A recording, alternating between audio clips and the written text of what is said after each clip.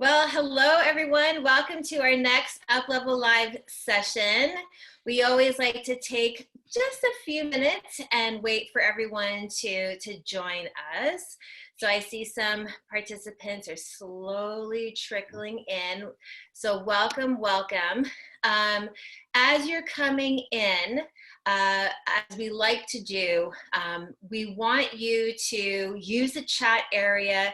Tell us where you're from. If you're looking for a job, if you're looking to up-level your career, if you're looking to even switch your career, let us know where you're at right now, and again, where you're tuning in from. So just to give you an idea, I'm tuning in from Salt Lake City. Sam, where are you tuning in from? From Denver, a small place, Denver. Erie, Colorado. Very, All very right. small town outside of Denver. Awesome. So please share with us where you're tuning in from. If you are new to Up Level Live, hello, I'm Robin Cohen. I'm the co-founder of Up Level. Up Level is a micro-learning online experience, and we do live webinars every Wednesday. But the great thing is that the webinar becomes live on our site. So if you can't join us today, you can always tune in at any given time that works for your schedule. And so again, Up Level, we're a micro-learning online experience. We have live webinars every single Wednesday. If you're new to Zoom, I'm sure you're not, but maybe you're new to Zoom webinar.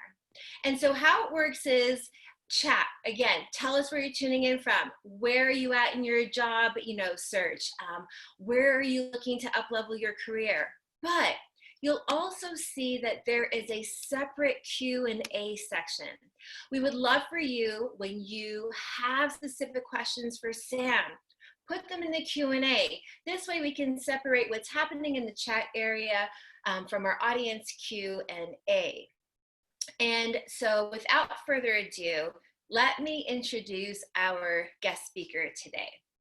So Sam Owens is Senior Director of Marketing for Danone, a $24 billion company that operates in more than 50 countries, where he leads innovation for plant-based products. He also co-leads training and development for U.S. marketing employees. Sam is also the author of The 8 Career Skills You Didn't Learn in College, a book that aims to help young professionals accelerate in their careers. He is also the creator of Sam's Career Talk, an online career advice platform, and hosts a weekly video series on LinkedIn. As you already know, he lives in Denver, Colorado with his wife and his 4 children. Well, welcome, Sam.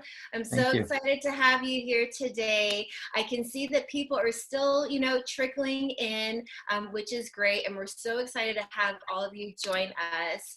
If I'm checking the chat out, so we have Michelle Cohen, another Cohen, Robin Cohen, Michelle Cohen from Staten Island. I love it. Okay, so please tell us where you are tuning in from. I think this is like one of the most exciting parts because we have people tuning in from all over the country, even from Canada and from abroad. So Sam, I want to get started with just a couple questions for you, just as we kind of lead into giving the stage to you. Yeah.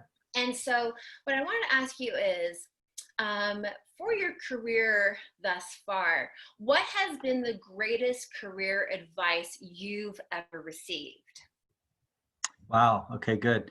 I'm just going to let the panelists know, or the people listening, that Robin did not prep me with these questions. So she didn't just feed me. She's just asking this, which is great. I like that. I just, just so you know, this is not a canned response. We'll talk a little bit about that, in terms of career advice. But if I would say what's the greatest career advice I've received,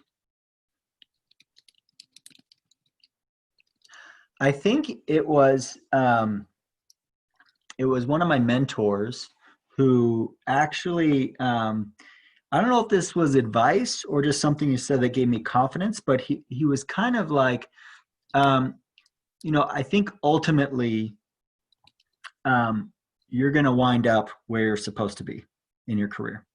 So not necessarily advice, but almost like a light switch that was like, yeah, of course. Yeah, ultimately you are going to wind up. It might take time, might take 10 years, 20 years, whatever, but ultimately you're going to wind up where you're supposed to be. And I really believe that. I believe that's been the case for me. I think that's going to be the case for everyone. I like that. And I think I think you definitely have to have a certain level of patience with that, you know.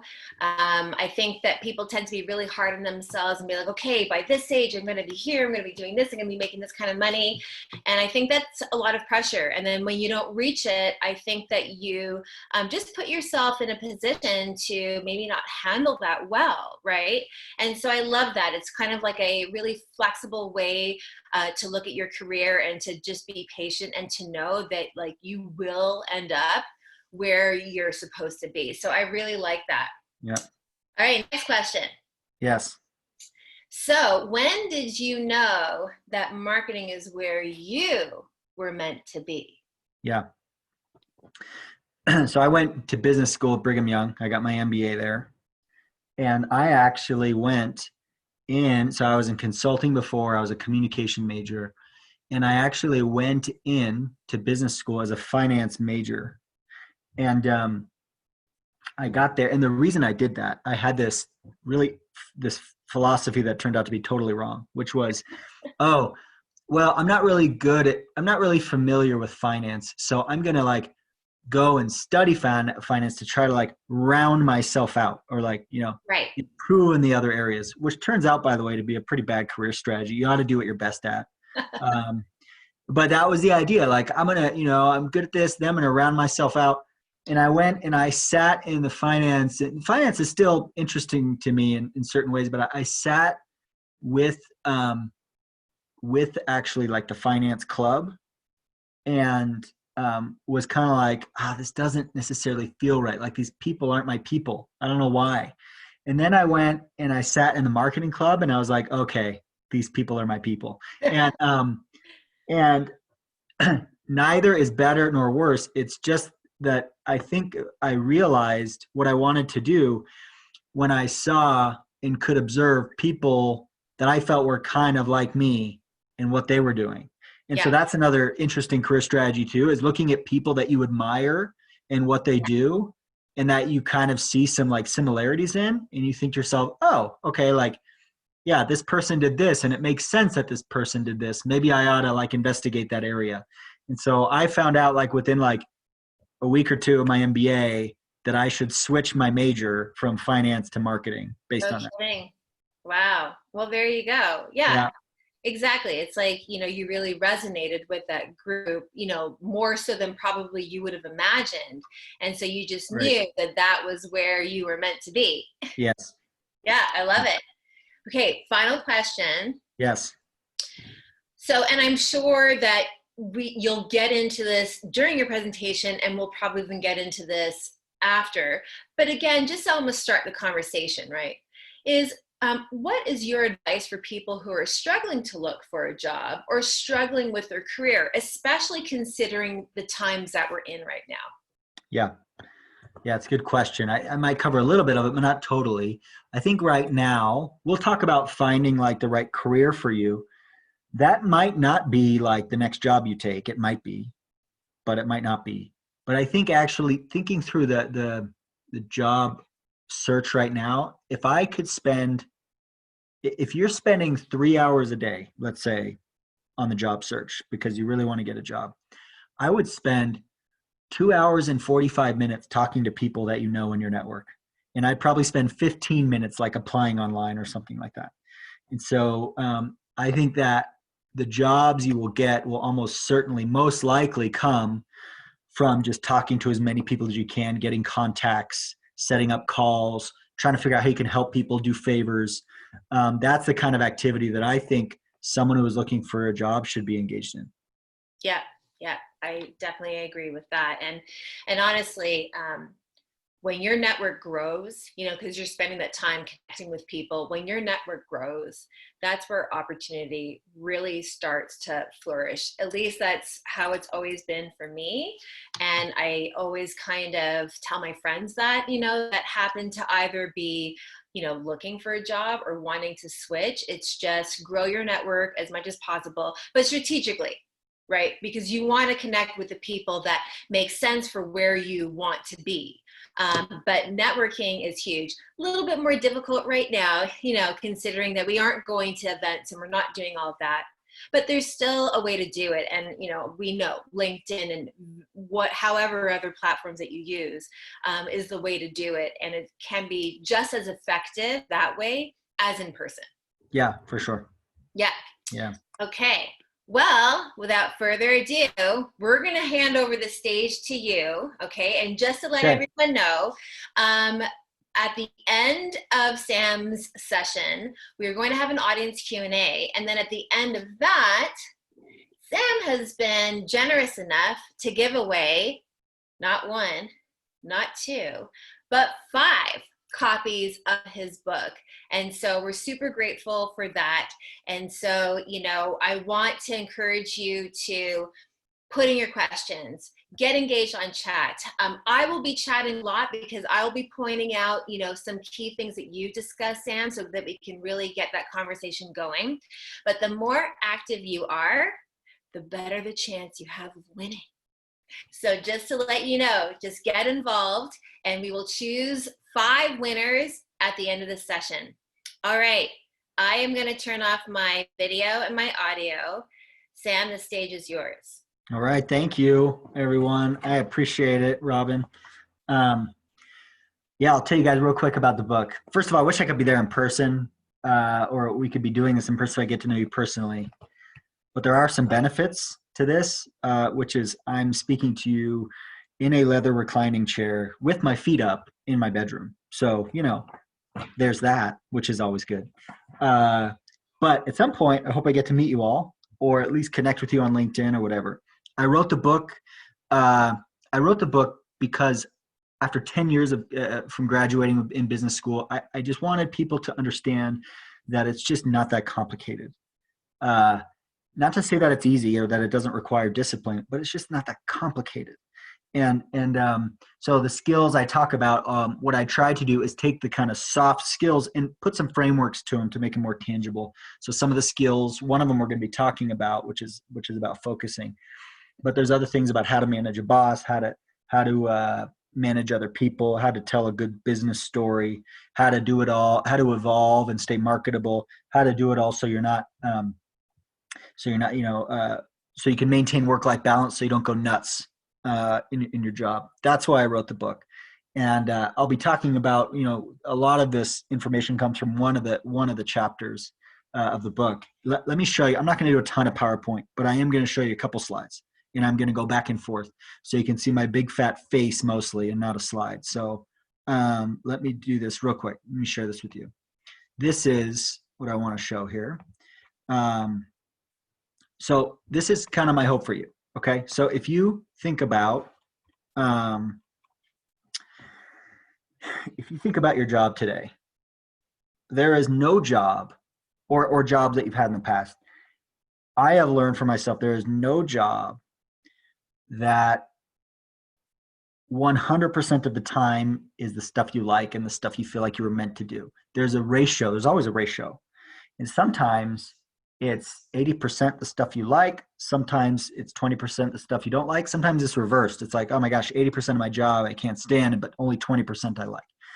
And the goal is not to, I hope after this, I don't encourage you because you love, deep sea fishing to move to like Indonesia and run a deep sea fishing, operation, which, maybe that's cool. Maybe you want to do that, but like, that's not my hope. I'm much more practical than that. My hope is that you can either take your job today or a job you're looking for and say, you know what, today it's 50-50, whatever the ratio is.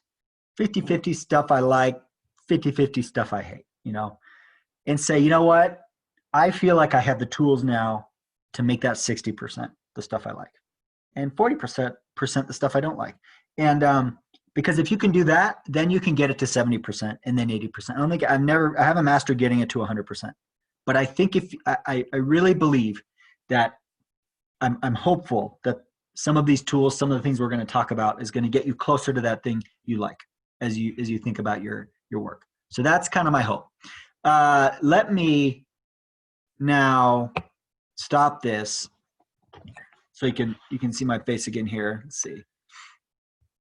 And there we go. And I want to tell you, I come from a corporate background, right? So I worked for Danone. I worked for big corporations before Danone. And I want to tell you about kind of how things work at corporations, okay? So I'm a director and I sit on like a director's council, and twice a year we sit around and we talk about people. That's what we do. We talk about employees. And what happens, and we talk about employees in the context of how they're doing, whether or not they're ready for promotion, whether or not, candidly, they're not performing and they need to be exited or something like that in rare cases. We talk about all that stuff. And here's usually how it plays out. Every person usually gets 2 to 3 minutes, and it's usually like, all right, what about Jane? And then, the manager chimes in and says, or the director under Jane's organization chimes in and says like, yeah, let me tell you about Jane. And they have 2 minutes. 2 minutes, that's it. And in that type of a situation, my question to you is like, what would they say about you in those 2 minutes? If someone had 2 minutes to like an elevator pitch about you, what would those things be? And let me give you an example here on what I think those things should be. I come from a consumer goods background, so we sell yogurt and we sell other products. And one of the most fundamental principles in marketing is that there's something called a point of difference, which means products that are successful are not known generally because they're good at everything. They're usually known because they're great at like 1 or 2 things. If you think about like, any product that seems to be successful, there's usually just 1 or 2 things. Once it gets to 3 or 4 things, it kind of gets overwhelming, right? And that's usually the case. And I know it's kind of a crude thing to do to compare us to like commodities or products, and I'm not doing that.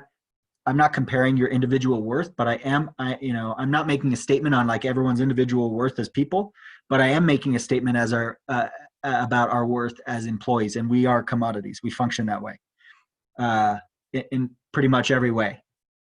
We command a price. There's supply and demand dynamics, and the more differentiated we are, the higher price we command. So we 100% function just like commodities. Sorry, my son wants something with that. Yeah, here. He wants my candy. Take my candy and run with it. Go for it. Listen, Mom. That's the kind of dad I am on a Zoom call. Okay. So close the door, Sammy. Close the door. Okay. So think about, and I'll tell you now, going back to that situation where we're talking about people in meetings. The people that are great at 1 or 2 things and fine at other things are the ones that shine, much more so than the people that are good at everything. Good is just not exciting. Competent is just not exciting. You don't want to have like things that are like that you're terrible at, or that like are total derailers for you. But you don't need to be really good at everything. In fact, you don't have to be good at everything. You just have to be competent at some things. But you should really think through, what are the 1 or 2 things that really make me different? Like, what is my sweet spot? And that's kind of what I want to talk about real quick here. So back to PowerPoint here.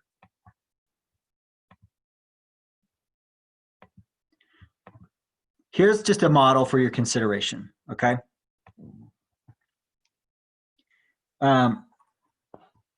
So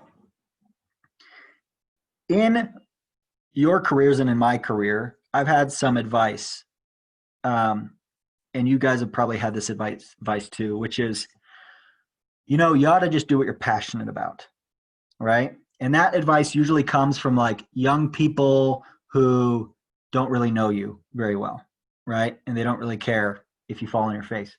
And then you get the other side, which is like usually like a parent or something who just loves you very much, is just like really worried and wants you to be okay, which is like just get the best, most stable job you can, right? And go for the money. Those two pieces of advice have good points to them, but they fail to recognize kind of the reality of how careers actually function and the negotiating that we have to do with ourselves in the world we operate in. And this model is one that I created that I believe kind of really helps you think through the bigger picture and helps you understand the different things you have to negotiate in life. And in the middle, I have point of difference, so that's your thing. So it's really a function of three things. First, ability. Am I good enough to be known for it? So, or do I have the potential to be good enough to be known for it?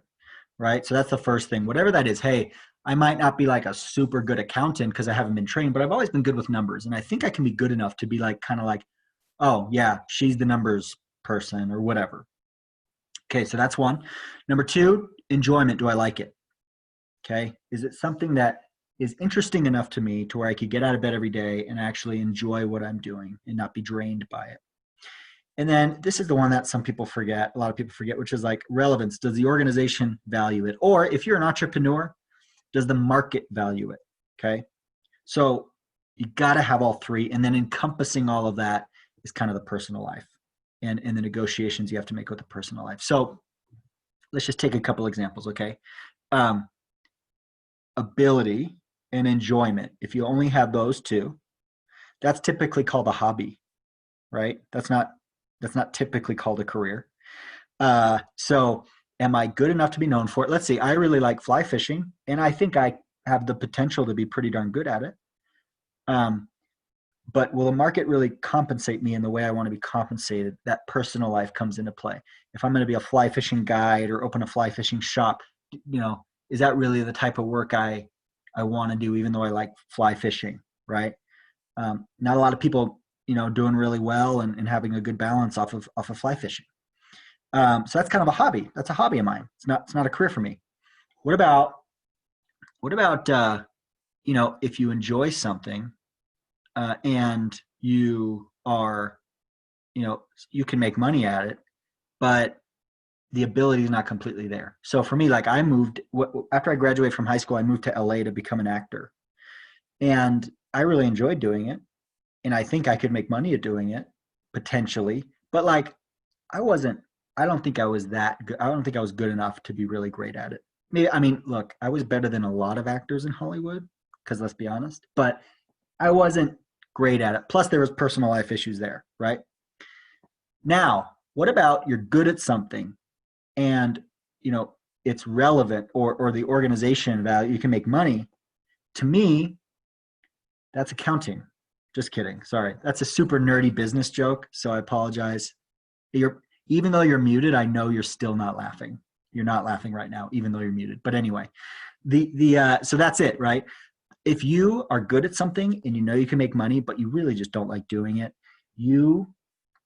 life's too short, right? You're just going to be unsatisfied with your career, right? Those are productive but miserable activities. So I kind of have them later, right? Ability and enjoyment, invigorating but unproductive activities. Enjoyment and relevance, enjoyable but below your potential. And then ability and relevance, productive but kind of miserable, right? Those are the three things. If you can figure out those three things, though, what am I pretty good at? What do I really like doing? And what can I actually make a living doing? You found kind of your sweet spot, right?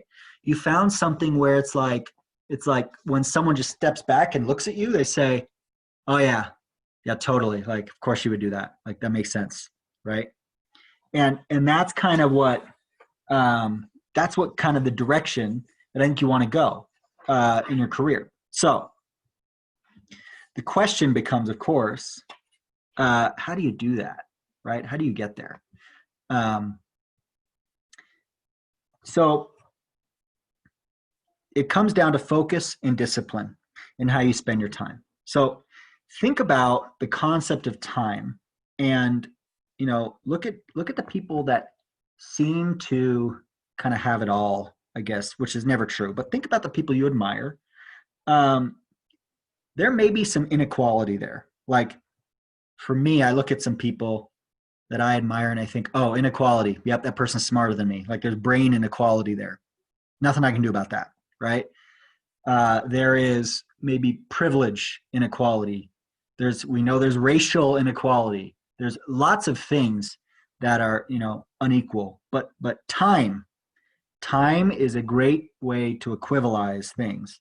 And a lot of time I've seen people who I admire, and I think about how they've gotten to where they are.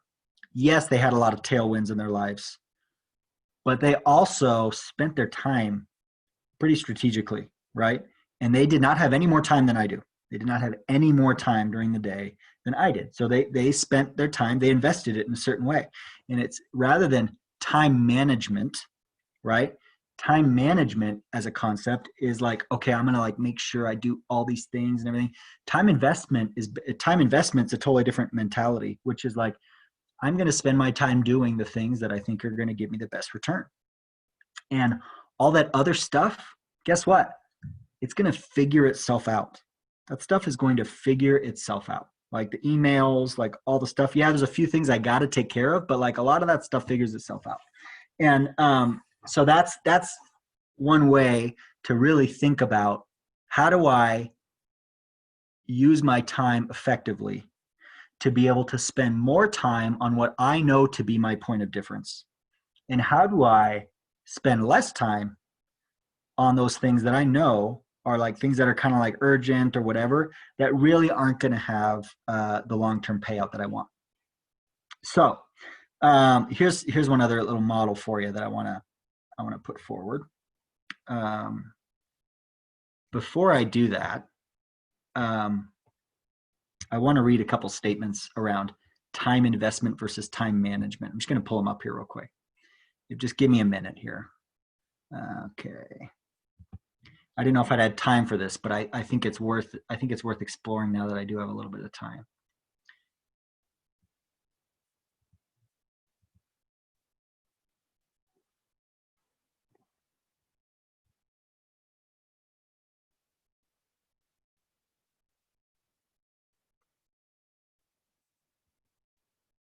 All right, almost there.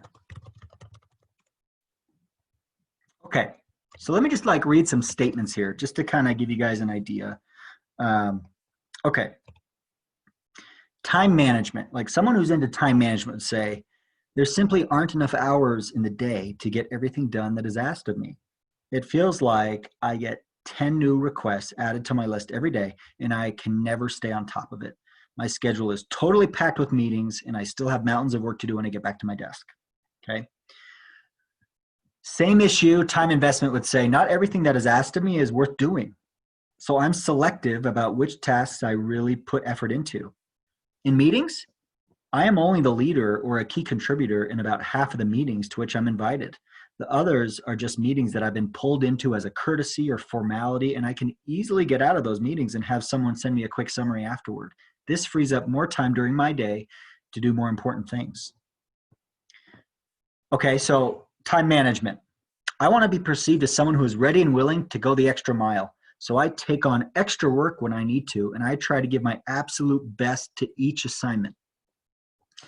The time investor would say, while sometimes saying no is difficult in the moment, it is extremely liberating afterward. It's amazing that after I choose to say no, the organization figures out a way to solve the problem without taking hours of my time, hours that I desperately need to spend on other things. With some requests, I won't get away with saying no, but I recognize that not everything deserves my absolute best. Some tasks just need to be completed with competence. A decent job and half the time will suffice. I'm not being lazy, I'm being smart. I'm still working hard, just on activities that matter more.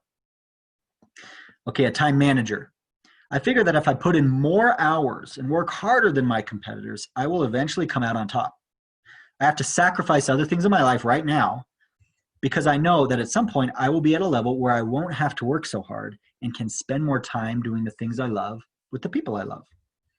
A time investor would say, working more hours than I'm comfortable with for a long period of time sets a negative and dangerous precedent within my organization. After a while, they will expect that behavior of me, and it will be very difficult to stop working those hours. So I set hours that I'm comfortable with and work very hard within that time. If I don't get everything done within that time, then I reprioritize my tasks. My CEO gets paid 50 times more than I do. There is no way he is working 50 times harder. Okay, a time manager. I know my weaknesses. I spend a disproportionate amount of time trying to fix them so I can be well-rounded. A time investor.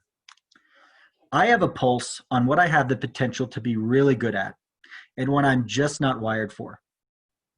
I make sure that I don't have any glaring deficiencies, but I don't try to be great at those things. No matter how much I try, I know others will always be naturally better than me at certain things. I focus on playing to my strengths and leveraging them to get more exposure in my organization. The time manager, I budget every hour in the day to get the maximum amount of efficiency out of my time. Every minute is spoken for. Most of those hours are filled with solving short-term problems or getting answers for people. A time investor, I keep myself plenty busy, but not too busy. I leave some flexibility in my calendar to capitalize on opportunities that come up to network or take on non-urgent but high-reward projects. I deliberately spend time thinking about problems that my boss would think about and how I can help solve those problems. I often don't think about the next 3 or 5 years and what I need to do in order to reach my long-term goals. Okay, you got the idea, okay? Time management or time investment, okay? So that's the difference. Now, let me give you just a format that I think can be helpful to you. And I'm going to share my screen about your daily decision. Again, the goal here is to make decisions every day. And by the way, this isn't like tomorrow or the next day. If you want to do this, you got to start now. Start now. There's no reason you can't start now. And this is a framework for decisions.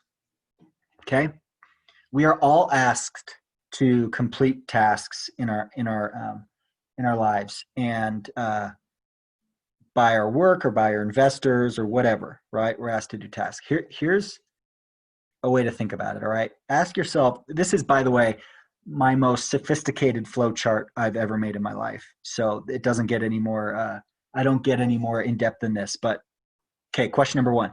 Does this task leverage or enhance my point of difference, my personal point of difference? If the answer is yes, then complete the task with 100% effort and seek additional tasks in this area. And the reason you do that is that, first of all, you're going to enjoy doing it. You're going to do a great job. And if you enjoy doing it and doing a great job, guess what? They're going to hand you more of such tasks. And then you're going to get less requests of the things you don't like. It's going to be a virtuous cycle. Or if you accept a task and say, well, I don't like it, or it's not my point of difference, but I'm going to do my very best and I'm going to do 100%, guess what? You'll probably still do a pretty good job and they'll keep giving you stuff like that. So that's that is the danger here. So if the answer is no, it's outside of kind of your point of difference, ask yourself, is this task necessary for my survival? Meaning, if I ignore this thing, is that bad? If it is bad, all right, I gotta think through this. All right. So if it's not necessary in your job, like if it's an email of someone that, like, if you don't answer, they're just going to go somewhere else and you don't even know this person or something. I know I'm sounding harsh, but like, listen, this is our careers here, right? We're here to do a great job and add value. So the answer is, like, if it's not a necessary task, just ignore it. Ignore it. Because you know what's the amazing thing that's going to happen in organizations? They're going to figure out a way to get it done, you know, if you ignore it. Or you say, hey, sorry, I don't have capacity right now. There's someone else you can ask to do whatever you need to do. Like, if you don't want to ignore people, I get that. But, you know, there's some tasks that just should be ignored. Okay. Now, if it is necessary, if you got to get it done, the next question is, can I get someone else to do this? Like, is there someone else that really likes doing this stuff? Or, you know, is there someone that works for me that, like, likes doing this, or would actually, like, that wouldn't hate me if I assign this task to that person, right? So that's the other thing. right? And if the answer is yes, then assign the task and get back to the activities related to your point of difference. If the answer is no, then you got to go back to, all right, I'm going to complete the task as fast as possible, right? I'm going to get it done, but I'm not going to do 100%. I'm going to get done what is required of me to be able to do that.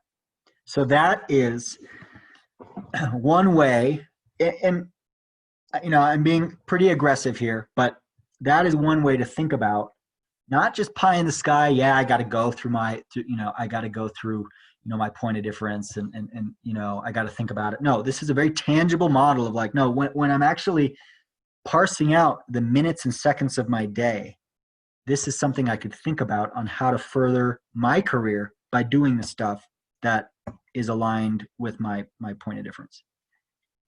So back to this comment, right? What's your one thing? What's your point of difference?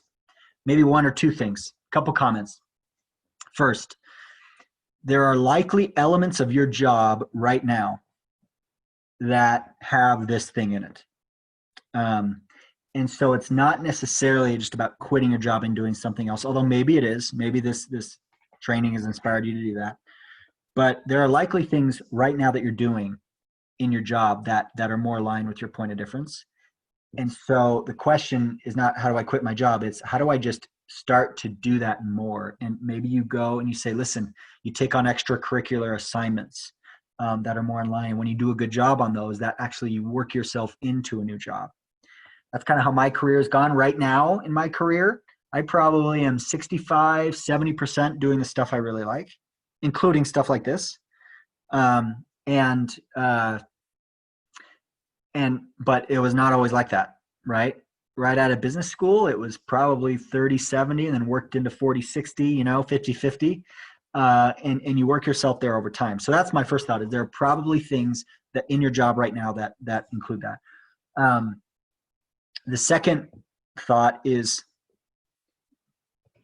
you can be broad with that thing. Like I felt like I wanted to be an actor, for example, but I realized that I actually didn't want that. Like I didn't want to, be gone from my family and on, shoots and all that stuff. But I can get, I have a LinkedIn series. I do a lot of training and persuading and performing. So it's really about performing. I do a lot of that stuff in my daily job. So like what I really liked is performing. And what I really liked is bringing, value to people through either making them laugh or giving them some unique insights that helps them in their life. That was really the high that I was after. That's really my point of difference. I was just interpreting like, oh, that's acting, but it's not. There's a ton of ways that you can apply whatever your point of difference is. So the thought is when you're thinking about whatever that thing is for you, maybe don't be too prescriptive yet, depending on where you're at in your career. Keep it broad enough to where it comes down to like where you lean in your skill set.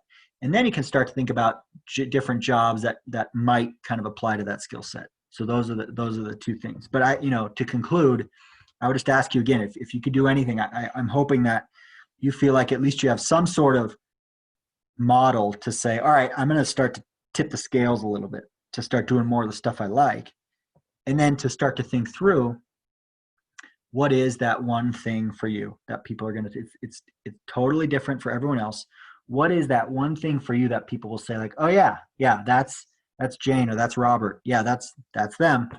That makes a ton of sense. So with that, I will stop sharing and want to thank you all for listening to me, taking time out of your day. I'm happy to answer questions. Would love to connect with you on LinkedIn as well. And I'm excited for some of you who are going to get a copy of the book. Yes, awesome. Thank you. Muted applause. I know everyone's just like, it's like standing ovation out there, I'm sure. That was awesome. I think the thing that resonated with me the most, and I feel like it resonated with a lot of people, is the whole time management versus time investment. That I love that, because we talk about, I think the only thing honestly that we've talked about, for as long as I've had a career, is time management, right? How good are you at time management. What are your time management skills? You have to work on your time. That's constantly what we hear. Yeah. And the BS about multitasking, got to be able to multitask. It's like, yep, no. okay, yeah. Actually, our world today, right, with social media and all of that, I mean, we're naturally multitasking all the time. But truth be told, our brains are hardwired to focus on one thing and do it well. Yep. And so the time investment thing, I think, is really powerful because, like you said, and like someone else said in the chat, it's about knowing when you actually say no to something, so that you are really embracing your time and focusing on what's truly important and necessary for you. So I love that. I joked in the chat, I was like, we could just have a session just on that, right? Time management versus time investment, and how to almost teach people how to really embrace time investment. I really love that. Thanks. Okay. For our audience Q&A, I just want to let everyone know, I had a couple of people actually email me their questions before, which I thought was cool. Very proactive. So what I'm going to do is I'm going to go between the questions that we see here and then the couple that came in through email. So if you're ready, I'm ready. Let's get going. So here we go. Let's do it. So Eve Gutman. Hello, Eve from Chicago. Hey, Eve. She says, I'm an older professional, 60. I appreciate your honesty, and that's very brave. With a master's degree in communication. I have significant experience in fundraising, marketing, and outreach. Getting interviews, but after investing a lot of time and effort and doing all of my research about the company and jobs, I'm not getting selected because I don't have experience with current project management and marketing content management software. I now scour all job postings to make sure whether they require this, and most say it helps, but is not required. In my more than 30 years of experience, I taught myself everything I've needed to know, but, and she cut off, so she kind of circled back in, I can't seem to get anyone to take a chance on me in this market when they can easily find people who already have the specific skills. Any advice would be appreciated. This is a huge, huge, huge, huge thing for me because I'm 47. And I've started to feel a massive shift in the job market in terms of what companies are looking for, especially when it comes to skills. And when we look at, hard tech skills, right, versus soft transferable skills, and what that looks like. So yes, tell us your thoughts on this, Sam. Yes. One clarifying question was it that you're getting interviews but not getting the job, or having a tough time getting the interview? What are the? She said, I'm getting interviews, but then not getting the job. Got it. Okay. No. So I wish we could sit down and have a longer conversation because context is so important in this type of situation. I think, I guess there's a couple routes that I would consider taking. It sounds like you're getting interviews, which is fantastic. And so then it becomes a matter of persuading the individual in the interview to be successful. So I'd say one thought in general is I would just maybe think about challenging the assumption that it's only that software deficiency that's really doing it in the interview, and maybe there's some other things. So I would consider maybe getting doing some mock interviews with people that are either in the industry or hire your type of role, so that they can give you some feedback, because sometimes we think it's a certain thing, or maybe the company candidly says it's that thing, but maybe it's something else that's like, more like awkward for the company, or the company feels like liability or something, that they don't actually tell you the real deal. So like that would be one thing I would just consider.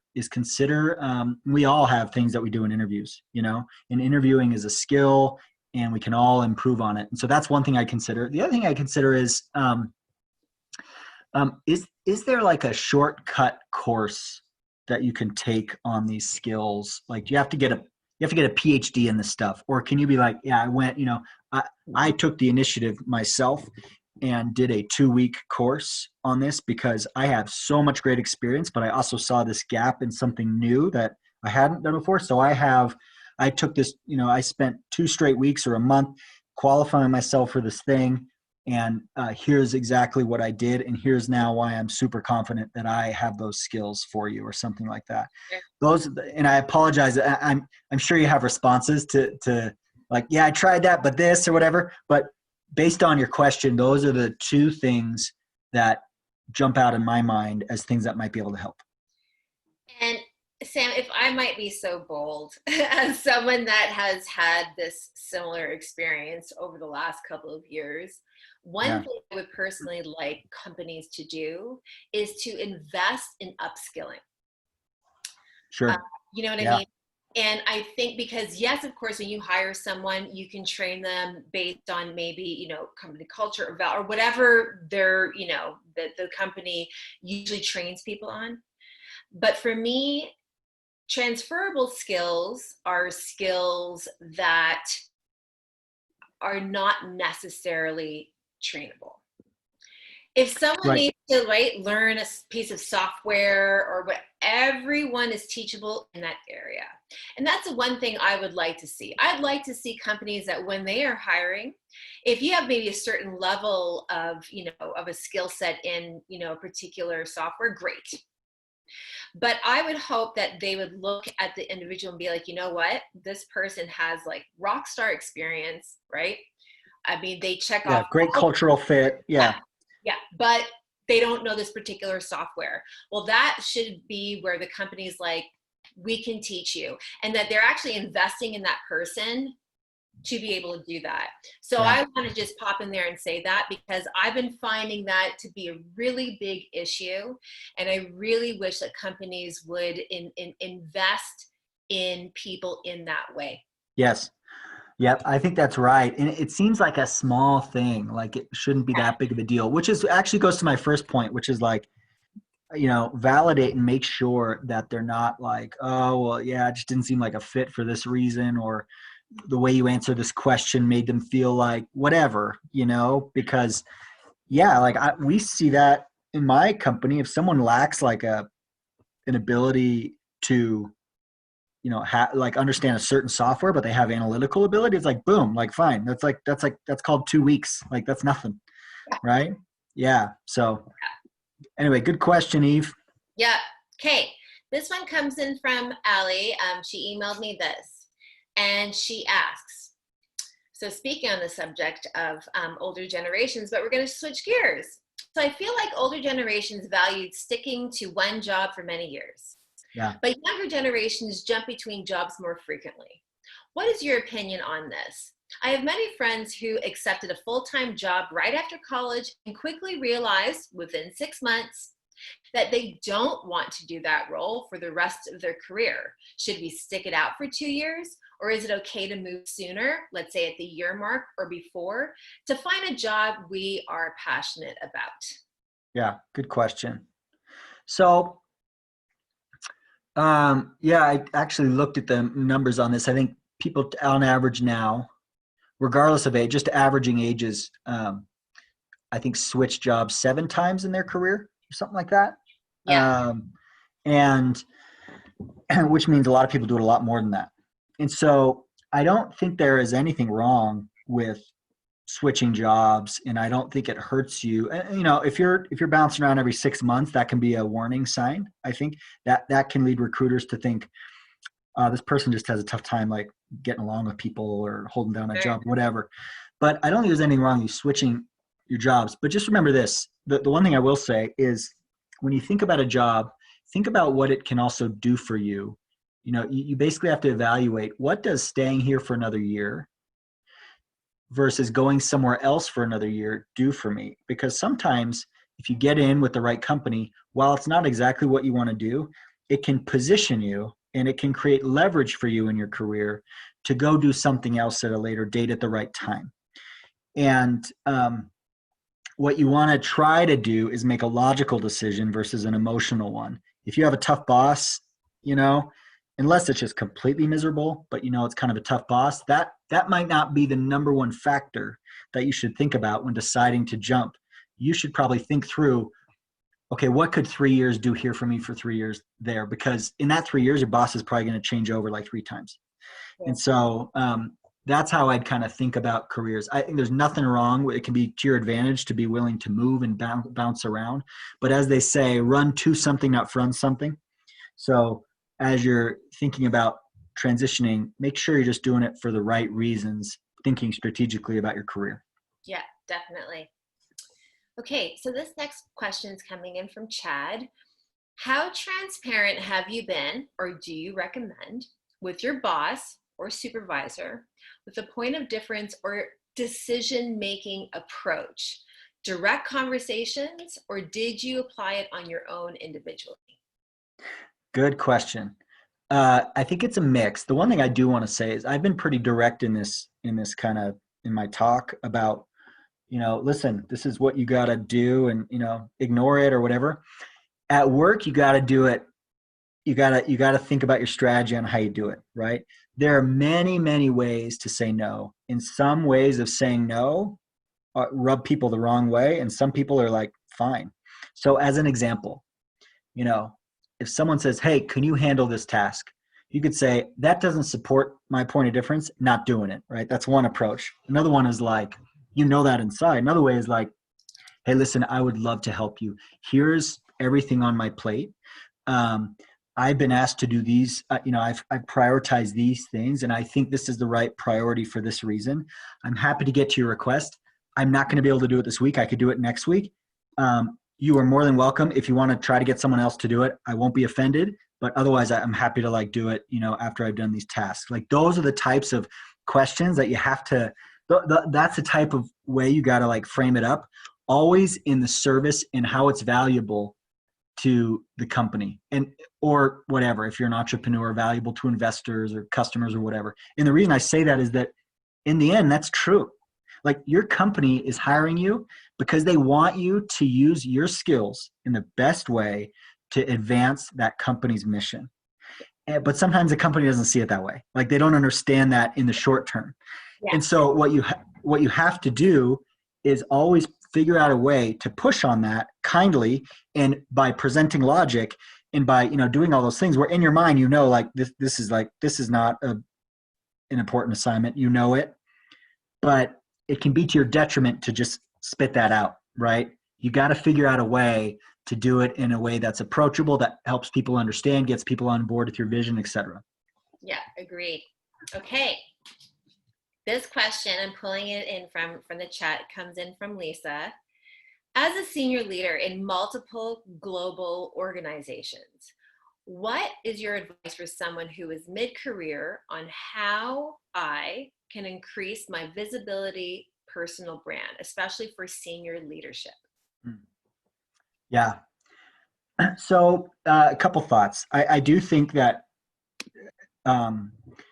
that framework of finding your point of difference and doing more things against your point of difference is a recipe to help starting to get that exposure more, because as you're doing that, you're going to be doing a better job. You're going to be happy. You're going to get positive mojo. You're going to get momentum by doing that. But some other things I would say is you can look for opportunities that are extracurricular and beyond your normal job and find ways to get in front of those leaders in a really positive way, because you're creating the rule book.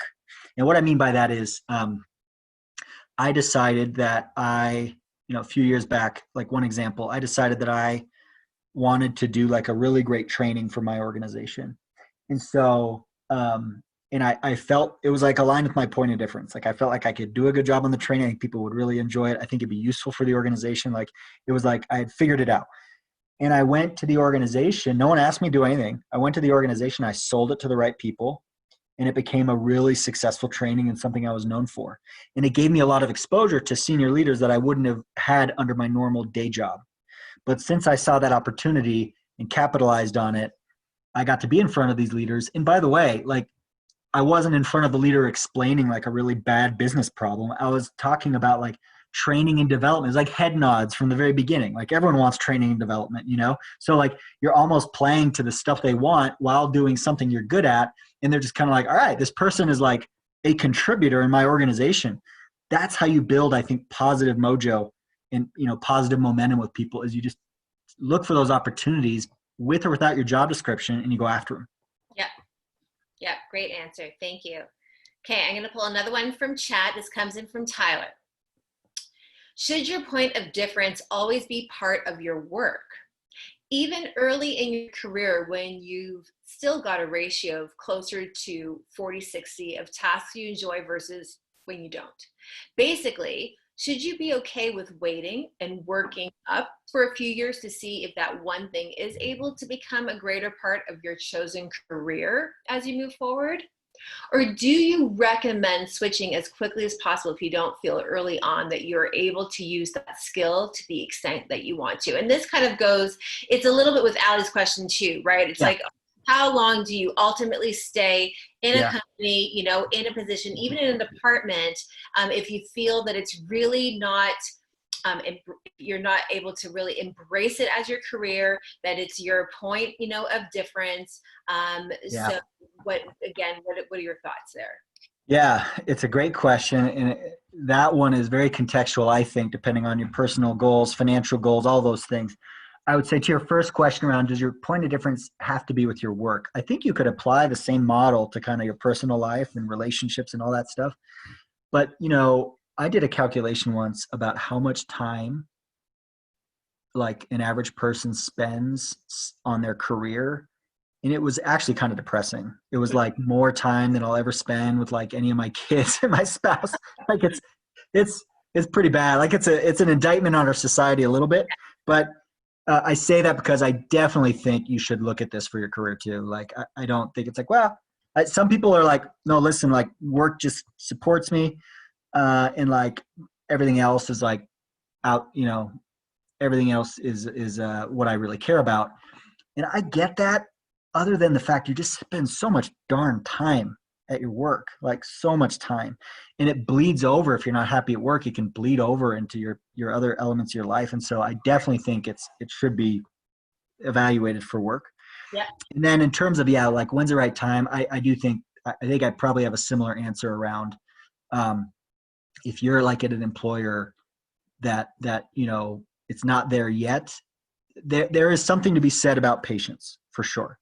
Yeah. How much patience, I don't know. Everyone's got their limit, but I've definitely seen people leave too early and they've even come back, or they've been like, I left too early. Like it was because in the way my filter usually is like, am I making a rational or an emotional decision? And, you know, rationally, you can usually say like, okay, and you can talk to people too and get their points of view. Rarely has it been like that ambiguous. It's usually been like, look, if you stay another 2 years, like you're likely to get promoted and then you're going to be in a better position to go do something else or whatever it is. And so like getting a lot of people to give you advice on that is helpful because they're not in it's almost like a bad or good relationship. Like, you know, like if you're in a bad relationship, like 10 of your friends can like see it immediately and like you can't see it, you know? So like I would kind of compare it to that. Like as you're thinking about those career moves, I think there's definitely value in waiting. But like get some outside opinions on your thoughts and people who've been there before to kind of help you think through it. Definitely. Okay, this comes in from Kellen. Can you talk about if your point of difference can or should be a soft skill versus a more tangible skill? Which is more valuable to an organization? Great question, because I'm big on the whole, you know, difference between or importance between hard skills versus soft skills. Yeah, for sure. I think they can be both. And I think you don't just have to have one point of difference. You can have, you know, 2 or 3 or whatever things that you're known for. I've found in general that as you go along the career continuum, the hard skills are more valuable earlier in your career and the soft skills become more valuable later. Not always. But I found that you need some flexibility and adaptability depending on where you're at in your career. So for example, you know, coming out of business school, everyone's like, what do you want to do? It's like, well, I want to be a manager. They're like, I want to be a, you know, upper level manager and manage people. And they're like, yeah, well, we're not hiring for that right now. So like, What else you got? You know, it's like, oh, I'm pretty good at analytics, or I'm good at I'm good at running marketing campaigns or whatever. They're going to want some hard skills. So I think it can be both. I think you just have to, the danger of having only soft skills early in your career is like, it's like, all right, what can this person produce? The danger of having only hard skills later in your career is that they like, you'll start to get pigeonholed. Like, that person, like, they're really good at like this accounting thing or like this spreadsheets or whatever, but like, I don't know if they can like take it up a level and like actually, manage people or whatever. So that's the thing you got to like be concerned about. You want to be able to deliver tangible results. You also want to be able to not get pigeonholed and be just like a functionalist your whole, unless you like that, unless some people want to do that. Right. That's fine. But like, if you don't want to do that, start to think about your point of difference on soft skills. So I think it's helpful to do an evaluation on both hard and soft skills. Definitely. Okay, I know we're at the top of the hour, but I want to get to one final question. I know Yeah. I'm not getting to absolutely everyone's questions. So maybe we can, figure out if there's a way for people to contact you if they'd like. Yeah. Let's connect on LinkedIn. I'm happy to answer anything. Okay. So this comes from Marie. What should you do if you don't know what you're good at, right? It's not always obvious when you're straight out of college. Yeah, for sure. It is not obvious, and it can be different. So a few things. There's a lot of different things. There's personality tests and different things you can take. Strengths Finder and Gallup and in the Myers-Briggs test and stuff like that. There's friends and family who know you really well, who can give you a sense as you're asking them. And then there's good old-fashioned trial and error, which is like, okay, sometimes like some of the reasons that I know that I'm not good at something is because I bombed it, and I'm like, well, guess I know now. It's a painful experience, but don't underestimate. If you're not sure, then don't be afraid to try new things and see what went well. We sometimes think we have to be successful at everything. What I hope now, I hope actually that I'm successful at the things I'm supposed to be and unsuccessful at the things I'm not, because that's just going to get me quicker and quicker to what I'm supposed to be doing. Definitely. Okay. Well, this has been awesome. Fantastic, because I think that, as I mentioned, there's people that are looking for jobs right now. There are people that are probably looking to switch. This year, I think, has forced everyone to really reflect, on many different parts of their life, especially their career. And I think this has been great. I feel as though that we probably maybe should have you back at another time, Sam, and just do an entire session on time management versus time investment. I'm loving this concept. Yeah. I think we talk about it enough, and I really do think that it is the way forward in terms of how we should think about time. So let's just put that in our back pocket for now. Yeah. But so before we end, I want to name our 5 winners. Now, I know, so Lisa had to pop off, so I probably won't be able to get in touch with her, but here are our 5 winners. Tyler Orr. Okay, Tyler Orr, if you're still here, just wave in the chat or say, hey, what's up? Marie Julian, if you are still here, just say hello in the chat. Oh, wait. Oh, Lisa's there. Okay, Lisa, hi. Okay, we're choosing you too. So I'm just going to write down. So we have Lisa, we have Tyler, we have Marie, Julianne. Okay, so Lisa, you're a winner. Marie, okay, awesome. Tyler, are you here? Are you still with us? Let's see. I'm not seeing Tyler, so we'll have to maybe move on. Emily Siwachuk, I don't know if that's how you pronounce your name. If you are still with us, say, hey, woohoo, Emily is still here, okay? And one more. Who should it be? I'm looking through the list. Who should it be? Let's see. Rachel Kurak, are you still with us? If you are, throw yourself in the chat and say, hey, we'll give you a couple of seconds. Let's see if Rachel is still here. There she is. Wonderful. Okay. So Lisa, Marie Julian, Emily, Rachel, and let me just see. 1, 2, 3, 4. Oh, we still have one more. Who should it be, Sam? I'm like looking up and down the list. Let's see. Justin Anderson, are you still here? If you are, say hey. Yes. Okay. I And know Justin. Justin. Awesome. We have our 5 winners for Great. your book. I'm going to type in my email. It's robin@moveuplevel.com. So Lisa, Marie, Emily, Rachel, Justin, write down my email. Send me an email. You can just say, up level winner, whatever you want in the subject. I will put you in touch with Sam and he can arrange to get that book for you. Sam, thanks again. This was really, really great and just really important right now because I know a lot of people are struggling. I have been there and really trying to connect with what you are meant to do is really everything.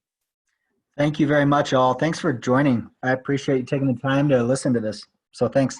And thanks for setting it up, Robin. Yeah, of course. Thanks, everyone. And remember, this webinar will be on our site in just a few short days, along with Sam's PowerPoint. Thanks again, Sam. Thanks, everyone. Thanks, guys. Take care. Bye. Bye.